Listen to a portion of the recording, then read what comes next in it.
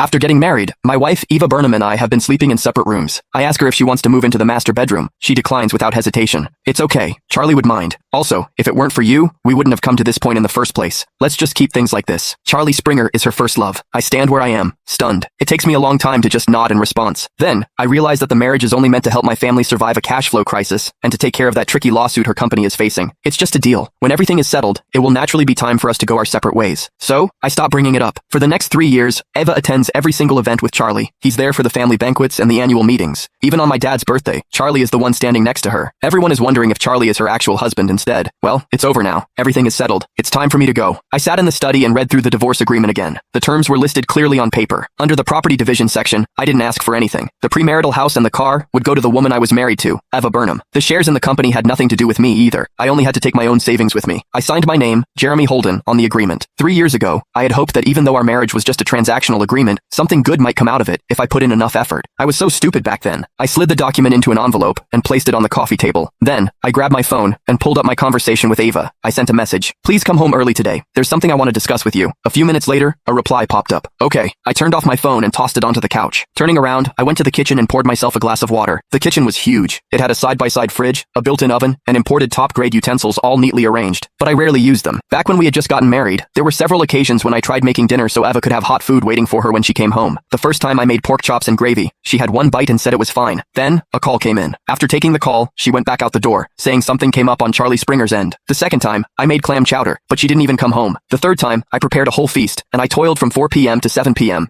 Eva came back this time, but with Charlie in tow. The two were chatting as they entered the house. When Eva saw the feast on the table, she was stunned for a moment. Then she said, "We already have plans to eat out." Standing behind her, Charlie looked at me and smiled. That must have been a lot of work. Even now I felt my stomach churning when I recalled that smile. After that, I never made any meals. The clock struck 7, but Eva didn't come home. At 8 p.m. she still wasn't home. It was already 9 p.m. when I received a notification. I glanced at my phone. It was a message from Eva. Something came up with Charlie, so I'll be home late. Go get some sleep. Don't wait up. I stared at the message for a long time. There it was again. Go get some sleep. Don't wait up. I had gotten quite familiar with those words over the past 3 years. Every time it happened, it always had something to do with Charlie. There was always something going on with Charlie, and Eva always had to do something about it. She had to be there for him when he got sick, got upset, moved houses, and even when he got a cat. Once, Charlie was craving cakes from a bakery on the other side of the city. Eva drove 40 minutes just to get those cakes. Then, she brought them to his apartment and only went home when he had finished eating. It was already 1 a.m. by then. I had asked her, "Did you have dinner?" She had replied, "Yes, at Charlie's place." After that, she took a shower and went straight to the study. I should have figured it out that day, but I didn't. I thought that since we were married, we should give each other some time. Maybe one day, Eva would realize that I wasn't too bad after all. Maybe if I did well enough, she could find it in herself to turn around and focus on our marriage for once. Now that I thought about it, if she never cared about me, everything I did, no matter how well I did it, would be in vain.